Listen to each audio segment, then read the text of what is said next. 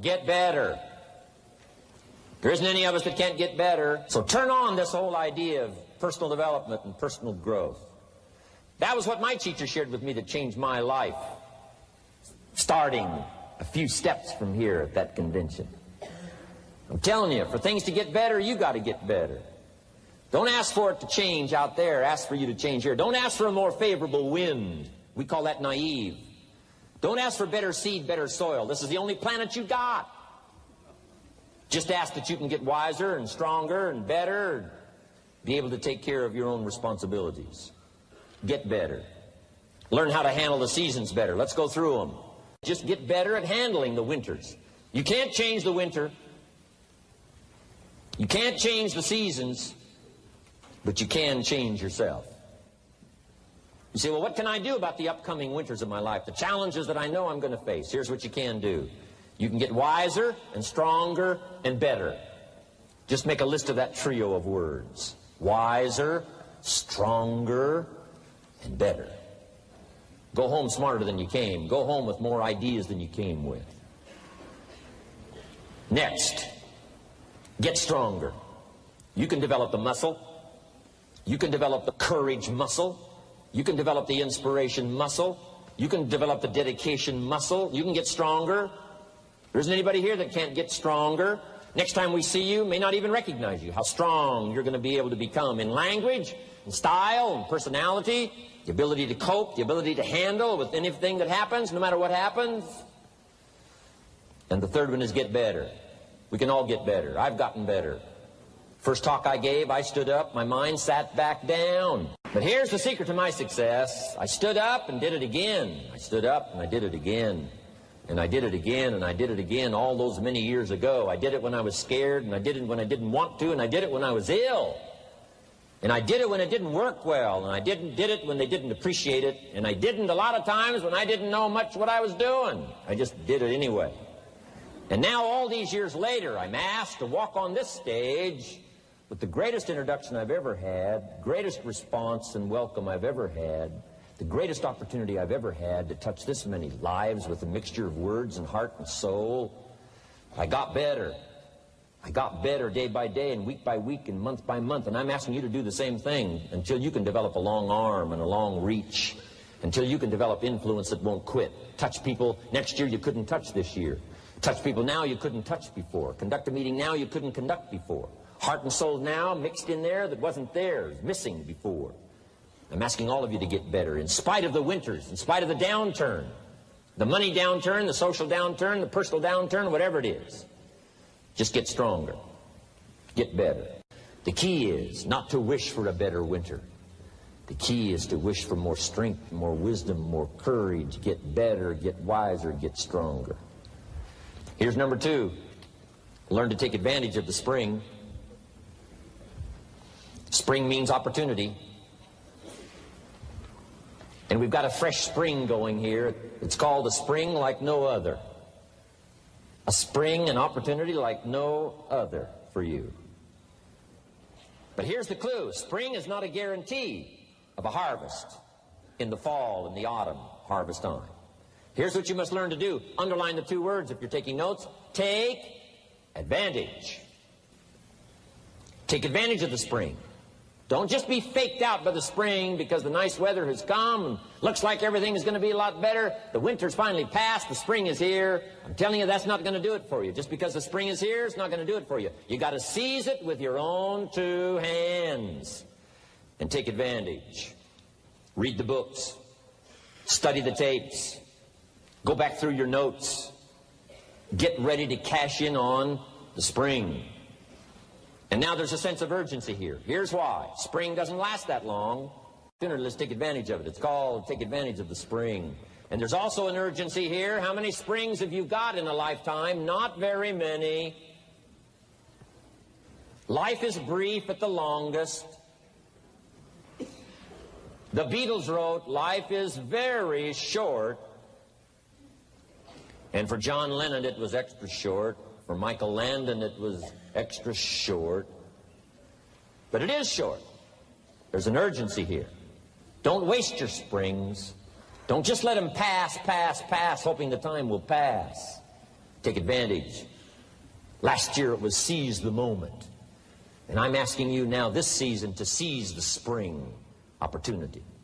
You've got a new organization going, seize the spring. You've got a new distributor going, seize the spring. You've got a new life situation going, seize the spring. Take advantage of it. Don't let it pass without giving it the best of your two hands and your attention. Number 3, first, learn how to handle the winter. Second, take advantage of the spring. Number 3, in the summer, learn to nourish and protect.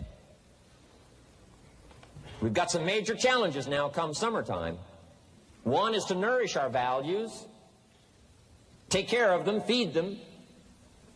Don't let them go hungry. Don't let them go wanting in nourishment and care. And then here's something else we've got to do in the summer. Defend ourselves against the enemies. Summertime is a unique time. It's a time of opportunity. It's also a time of challenge. But whatever threatens you, I'm asking you to threaten it back. Take care of your responsibility, but don't take anything off of anybody.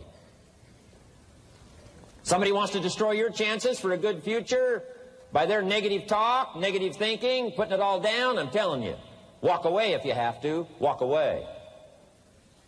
Whatever threatens you, threaten it back. Whatever threatens your opportunity, threaten it back. Now, some of our enemies are on the outside. But here's the most important thing to understand. Some of our enemies are on the inside. Let me give you a quick list. Indifference. You got to do battle with your own indifference. Boy, it's easy to coast. Especially if you've accomplished something, extraordinary. Now, somebody says, I got to relax. Here's the key. Not too long. The weeds will take all you plant if you rest too long. Don't rest too long.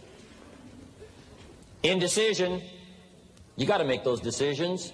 The ones that don't turn out to be good gives you experience to make better decisions. Don't let much time go by without making some decisions. The ones that you can make quickly, make them quickly. The ones that take time, take your time. But get those decisions made. Don't let indecision be an enemy, rob you of the future, empty your bank account, leave you with zero in the purse. Don't let that happen. The next one is doubt. Sure, there's doubts on the outside. People doubt that America's going to make it. People doubt that Europe's going to make it. People doubt that Russia's going to make it, that Poland's going to make it, that Czechoslovakia's going to make it. They doubt the whole world is going to make it. But I'm asking you not to pick up all those doubts. I'm asking you to have some faith, have some courage, believe, drive your doubts into a small corner. Don't let them loose like a mad dog, drive you into a small corner. Don't doubt the future. Don't doubt the possibilities. Don't doubt the extraordinary gifts that your distributors bring to your organization. Don't doubt that. And here's the most important one of all. Don't doubt yourself. If I've got miracle working power to change my life, so do you. If I've got the ability to change, so do you. If I've got the ability to read, so do you. If I can discover, so can you. If I can grow, you can grow. If I can develop, you can develop. If I can get an invitation like I got 6 years ago, help take something around the world, so can you. If I can stand on this platform, Idaho farm boy raised in obscurity, so can you. If the millionaire team can do it, president's team can do it, walk off with the diamonds, the trophies, so can you. I'm asking you, don't sell yourself short. We haven't sold you short. That's why Mark, Larry, and Dr. Katzler and I have decided to invest a big share of our life these 4 days in being with all of you. If we didn't think you were worth it, we wouldn't have showed up. We don't need to conduct another meeting. We don't need to walk on another stage. We don't need to get up early like we get up. Don't need it. Except for the challenge and the opportunity to invest in this many people's lives who wouldn't get up early. To have a chance to work miracles and invest in this many people's lives and help turn the world upside down for better nutrition called Herbalife. To a lot of people, ambition is kind of a mystery. The dictionary says it's an eager desire for distinction, power, or fame. But what does that really mean? Well, let's start with the word eager. All by itself, eager is kind of exciting. Kids are eager for their birthday parties. They expect to be the center of attention, get lots of presents, eat too much. I guess grown-ups are eager for birthdays too. Unless, of course, they're embarrassed that the number of candles on the cake outnumber their achievements. But we can be eager to see a ball game, eager to see our kids in a dance recital, eager to see an old friend, eager to shop for a new car. Eager sounds like a lot of fun. But do you ever hear people say they are eager to live a better life, eager to have a better family, eager to make a lot of money? Probably not. And that's a problem. Because how I see it, living a better life, having a better family, and making a lot of money takes an eager desire. We have the remarkable ability to get exactly what we must have. But there is a difference between wishes and desires. We've all heard people say, "Oh, I wish I could just drop 5 pounds. I want to be a little lighter." And we've probably said it ourselves, especially after a big holiday dinner of turkey and homemade pie and every other thing we can possibly stuff ourselves with in one 8-hour period of time.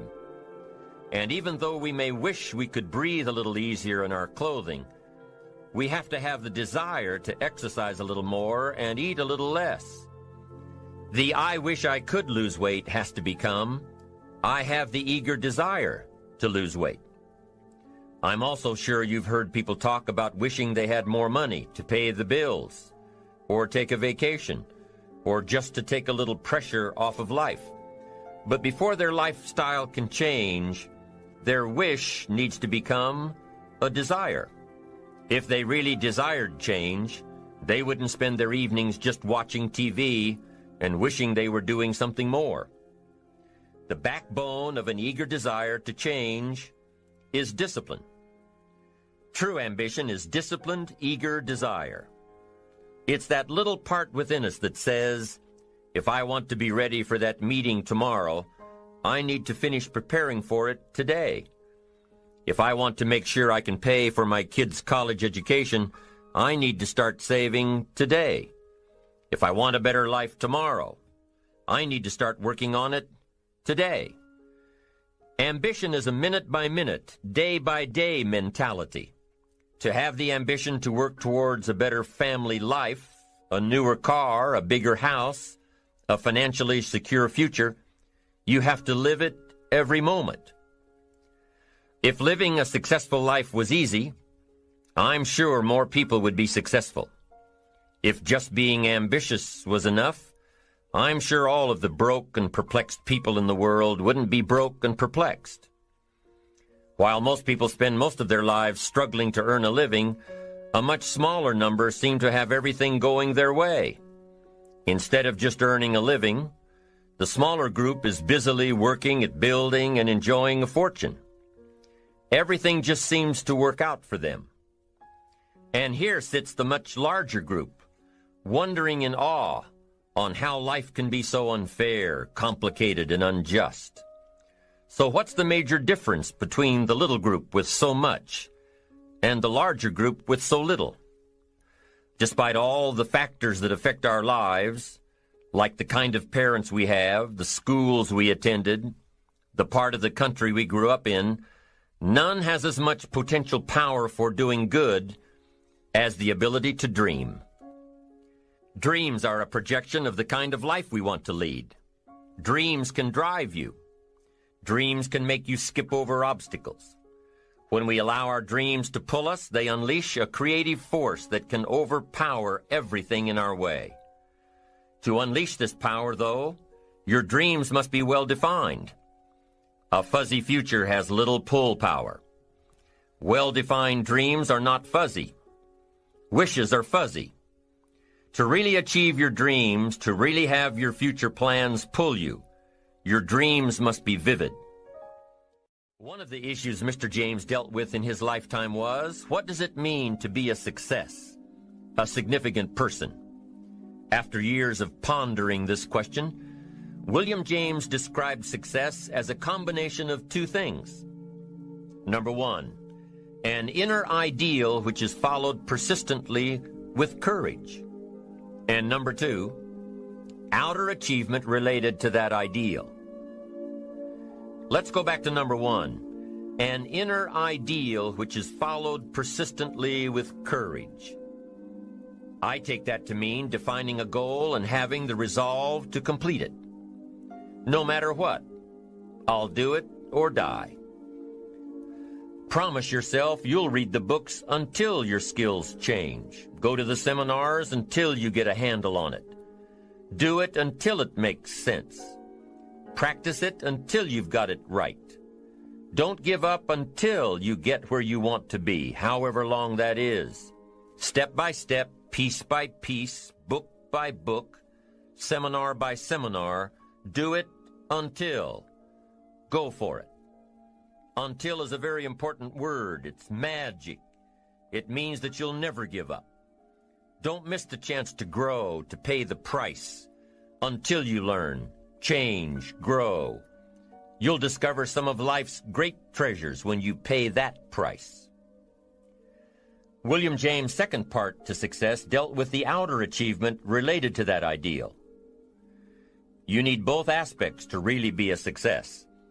But what Dr. James realized about his philosophy of success was that the first part is indeed more important than the second. Going for it.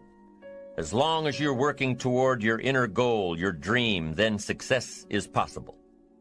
But once you give up your inner vision, then you can never become successful. You never will become successful.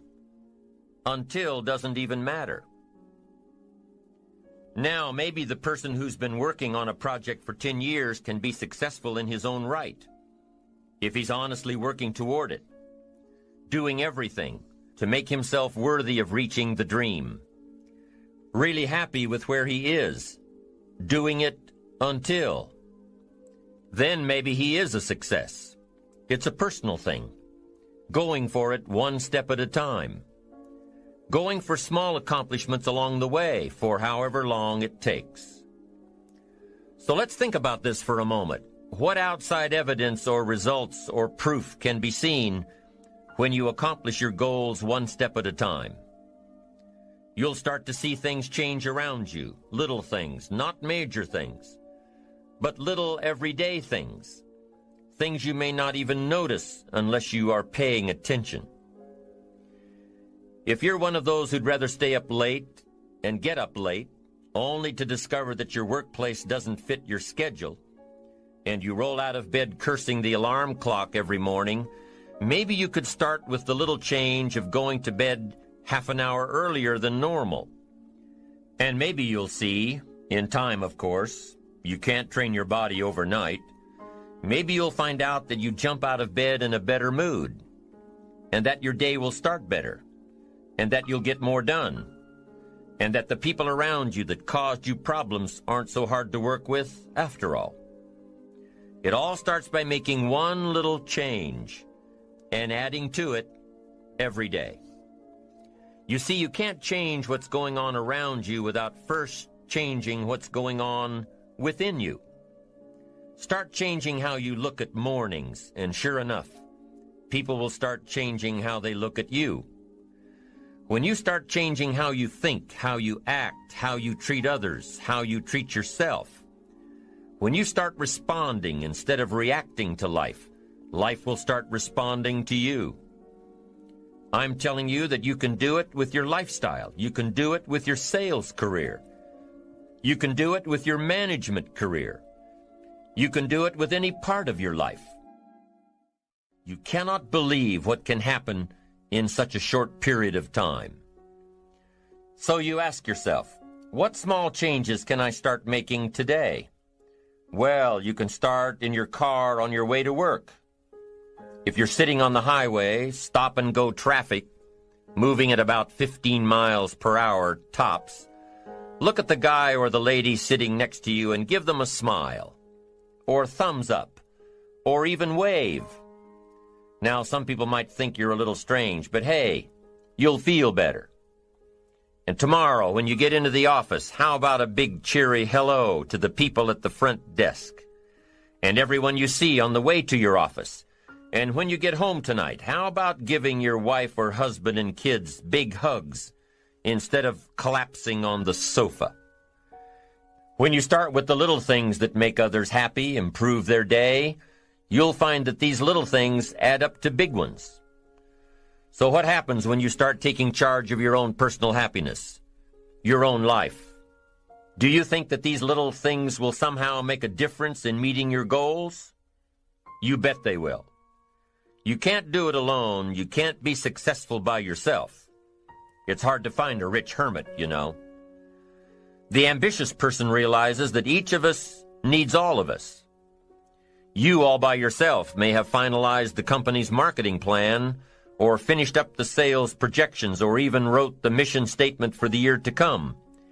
Even if you did this all by yourself, you really had the help of all of those around you who tolerated and supported your need to be undisturbed, or provided service to you during the project.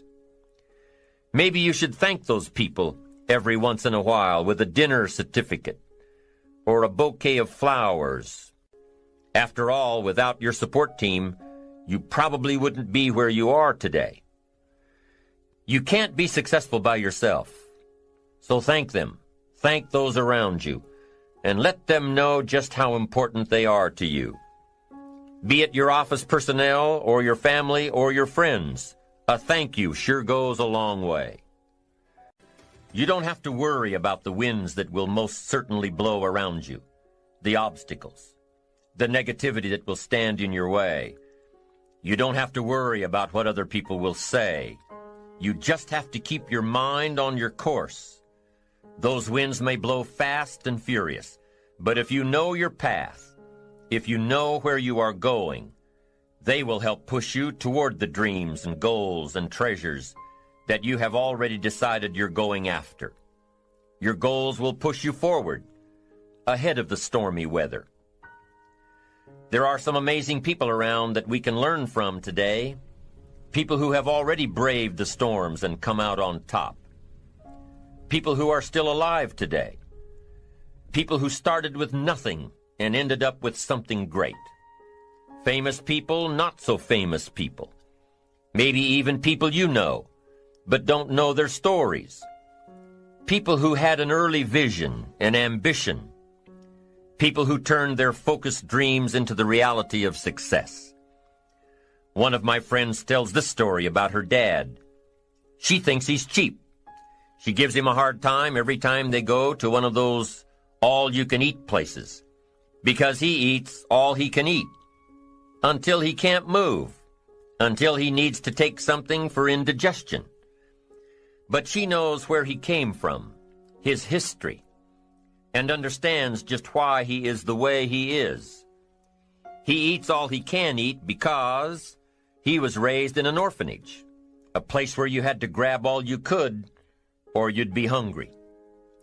But the real story behind her father is that he made himself a millionaire with nothing more than a dream.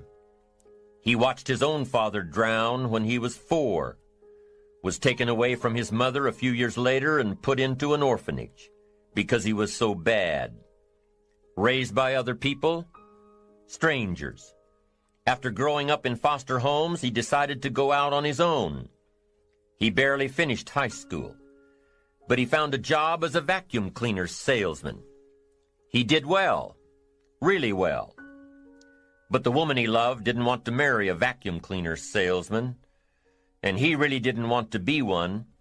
So he went to college, went on to medical school, prospered, really prospered, led a tremendously successful life as a radiologist, and is now retired, goes fishing, rides his Harley. Stories of success are all around us, everywhere. Take the time to talk to these people or read their stories. You might learn something. You might find out that they have already traveled the path you are now on. Many of these people have written books on their journeys. These books tell the stories and give the secrets that we can all learn from. Let's say you decided to take a trip, just a short one, maybe for a weekend. Let's say you want to go away to a place you've never been before. Wouldn't you want to find someone who had been there? Ask them a few questions? What's the best way to get there? The safest route? The quickest route? What do I need to bring to be totally prepared? What fun things should I look for on the way? What dangers do I need to avoid? By talking with someone who has already been there, it'll make your trip that much more enjoyable. It's the same thing with life. By listening to those who are farther along in the journey you are interested in taking, and learning from their successes and failures, you just might pick up something that will make your journey that much better. Listening to the stories of others can be motivating, captivating. They can provide that extra push you've been looking for. They can demonstrate what the power of ambition is truly all about. They've been there. Their knowledge is valuable. And when you use that knowledge and motivation to take action, you'll gain momentum. Eventually, you will find that the key to motivation, true motivation, is right there inside you. You won't have to look elsewhere to get pumped up, turned on, charged up. With the right knowledge behind you, you will learn how to motivate yourself. With the right knowledge, you will find yourself becoming inspired on your own. And in order to move forward, you must be motivated, inspired, ambitious. You must have dreams and goals that create ambition, good ambition, positive ambition. Now, ambition does not mean being greedy. It does not mean being selfish. It does not mean getting ahead at the expense of others. Ambition is not greed. Ambition is not avarice, an all-consuming desire for wealth. Ambition is not hoping you can win at the expense of others. Do you suppose Judas was ambitious? He ended up with 30 pieces of silver, a fortune in those days. Was Judas successful because he had all that money? No, Judas sold out. Was Judas happy when it was all over with? No. The money didn't make him happy. What he did to get the money certainly didn't make him happy. What Judas became in the pursuit of his fortune caused him to end his own life. What drove him was not ambition. Ambition is not greed. Ambition is an eager desire to achieve, an eager desire to get ahead in life, to do more for your family, to prosper in health, wealth, and relationships. Now, desire does not always translate into ambition. Desire is what you want for yourself. A bigger house, a better car, a fatter bank account, a better life. I desire to have these things. Ambition is how you get there. Desire is sometimes healthy. Desire is sometimes unhealthy. Desire might say, I want the tallest building in town. The destructive side of desire might urge you to tear all of the other buildings down. I guess that's one way to do it. You might get away with tearing down the first one and maybe the second one. But in your desire to tear them all down, sooner or later, some guy is going to be standing out in front of his building saying, I'm on to you. Get out of here. And pretty soon you're no longer known as a builder. You're known as a destroyer. Now, the second way to have the tallest building in town is to see it, dream it, and plan it, and put your team on it, work on it. Go through all of the steps to get there. Do it right. Have the ambition to be the owner of the tallest building in town. And go through all of the right steps to get there. If you really want it, and have the skills to do it, and the patience to weather all of the storms, your ambition will lead you there. We get paid for bringing value to the marketplace. Now, it takes time to bring value to the marketplace. However, we do not get paid for time, so we cross that out. Mistakenly, the man says, I'm making about $20 for an hour. Not true. If that was true, you could just stay home, right, and have him send your money. So that's not true. We don't get paid for time. We get paid for value brought to the marketplace. Now, since that's true, here's one of the key questions of my talk to you today. Is it possible to become twice as valuable to the marketplace and make twice as much money in the same time? Is that possible? The answer is yes. Could you become 3 times as valuable as you might be right now to the marketplace and make 3 times as much money? in the same time? And the answer is yes. 5 times, 10 times? Of course. America is unique. It's a ladder to climb. It starts down here, let's say, at $5 an hour, and it keeps going up. Top income last year, $80 million. The guy who runs Coca-Cola. Now, that's a heck of a ladder. That's why everybody wants to come here, right? The boat people are not headed for Vietnam. People haven't plotted and schemed for 50 years saying if I could just get to Poland, everything would be okay. Not true. Everybody wants to come to America. And the reason is because we've got the best wind ever blowing in our favor. We've got the best economic opportunity anybody's had in 6,500 years. And all you have to do is understand it and take advantage of it. Now, there's some key questions to ask here. Why would the marketplace pay someone only $5 an hour? Very simple answer. They're not very valuable to the marketplace. Now, we must underline to the marketplace. This person might be a very valuable brother, yes. Member of the family, valuable, yes. Valuable member of the church, of course. Valuable citizen of the country, yes. Valuable in the sight of God, no doubt. We're all of equal value in the sight of God. But if you're not very valuable to the marketplace, you don't get much money. You say, well, it shouldn't be that way. Well, then you got to start your own country. You know, this one's been in process for 200 years, and this is the best we've been able to come up with so far. But here's the key. You don't have to stay here. Now, there was a big debate in Congress last year that this $5 was not enough, should be 6, should be 6, should be 6. But we don't need legislation. 6 is already on this ladder. The next step up. You know, if you work for McDonald's, they'll pay you $5 an hour to take out the trash. If you whistle while you take out the trash, they'll pay you $6 an hour. So we don't need that legislation. You just need to take lessons on how to whistle. Have a good attitude. Now, as you begin to climb this ladder, why would the marketplace pay some people $50 an hour? Answer, evidently, they must be more valuable to the marketplace. 10 times more valuable. And is that possible for someone to be 10 times more valuable and earn $50 an hour instead of 5? And the answer is yes. That's what America is all about. Now, why would the marketplace pay some people $500 an hour?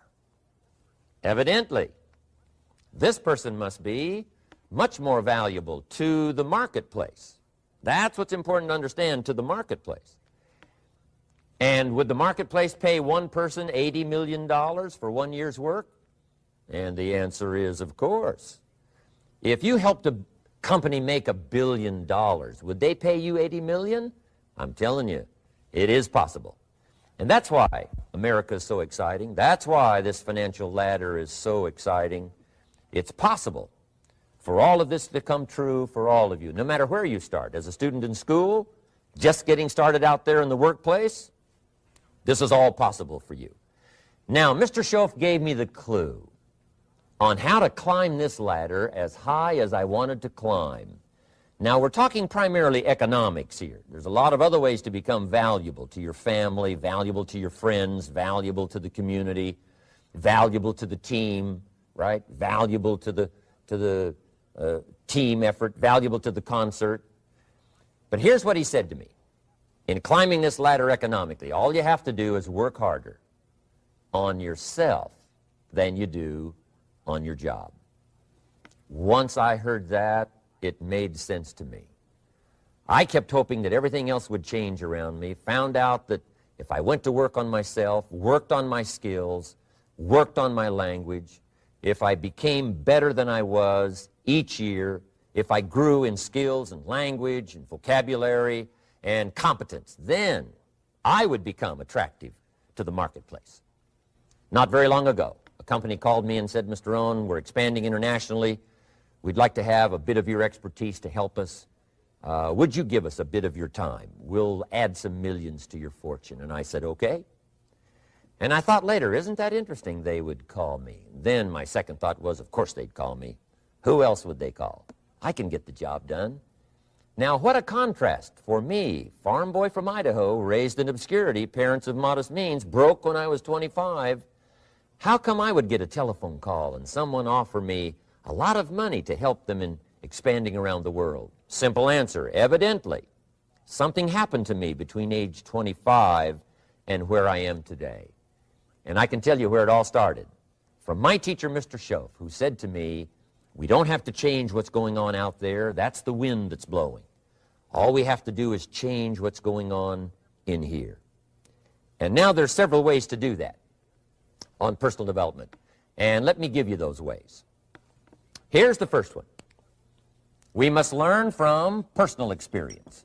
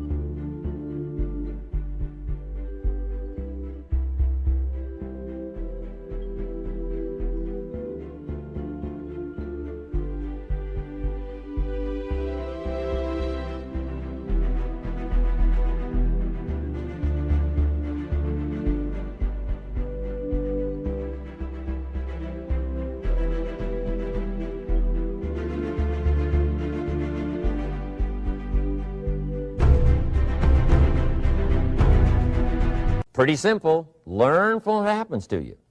Take a look back over the last few months. Did you make some mistakes? How could you correct those for the future?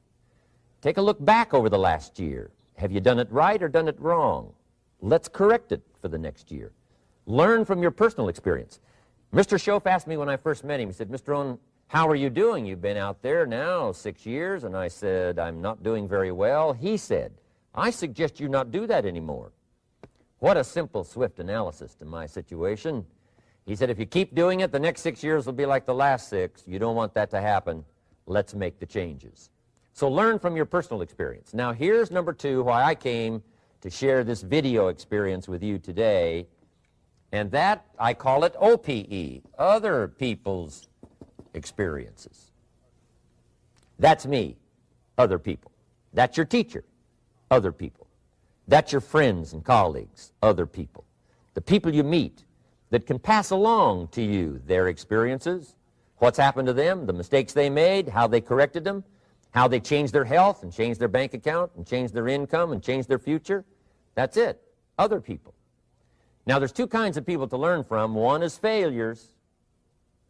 It's too bad failures don't give seminars, right? That would be valuable.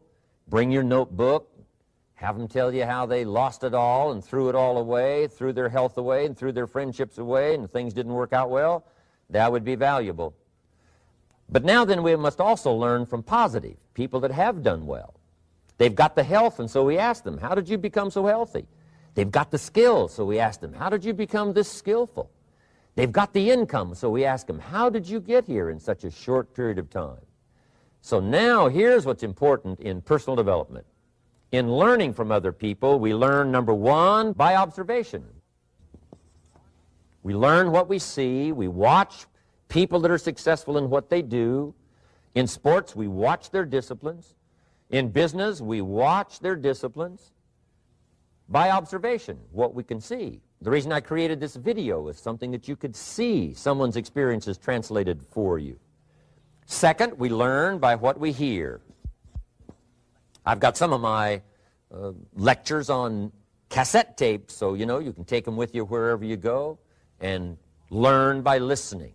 Turn your car into a mobile classroom and listen. And then listen to the sermon on Sunday morning. Listen to the lectures. Listen to the teacher. Listen to someone who's got something good to say. And then number 3 is vitally important on personal development, and that is read all the books you can possibly read in your lifetime. Mr. Schoaf got me started on my library. I've got one of the better libraries. Haven't read everything in it, but I feel smarter just walking in it, my library. At least I was smart enough to buy it. Now I got to be smart enough to read it. And then, of course, I got to be smart enough to decide what's valuable and then do it. But this one is very important. Become a good reader. Some books that helped change my life. Mr. Schoaf recommended, of course, the Bible. And my parents made sure I was a pretty good scholar by the time I was 18. That's been so beneficial for me, drawing from those illustrations, reading about those stories, people who made it and people who didn't make it, and what the difference was. And then other books that helped to really change my life. One called Think and Grow Rich by Napoleon Hill. And then a book that helped me become financially independent by the time I was 31. And that book is called The Richest Man in Babylon by George Clason. And I'm going to share a little bit of that book with you when I get to financial independence today, our third subject. But I started reading the books, attending the classes, making sure that I got in front of people that had something good to say. And then I started keeping a journal. One of the major things my teacher taught me was to keep a journal. He said, don't trust your memory. If you hear something good, just make a little note and write it down. Now, at first I took, notes on pieces of paper and torn off corners and backs of old envelopes. And it didn't serve me well, thrown in a drawer. Then I learned to keep a journal, a bound copy of all my notes. So I would suggest you do the same. Things that impress you, a poem that impresses you. When you attend a class, some of the ideas that impressed you, jot them down. You read something in a magazine, right? Some ideas. Take those out, put them in your journal. Keep a good journal the rest of your life. This will serve you well. My journals make up a significant portion of my own library. And if you saw my library and saw my journals, I tell you what you'd have to say. This is the library, and these are the journals of a very serious student. No wonder Mr. Rohn is invited to lecture and speak on his experiences around the world. So I want the same thing to happen to you. Value captured that you can resort to later, go back over it and review it, and let it become valuable to you. So that's my first subject, personal development. Work harder on yourself than you do on your job. Develop the skills, learn the lessons, take the classes, absorb all that is being taught to you these days. And then later on, of course, you can sort it out, what's valuable to you and how to refine it for your business and for your life and for your future. But the main thing is to get it and start this process of personal change, personal development. And let me say it one more time. If you will change, everything will change for you. You'll never be the same. You'll keep growing.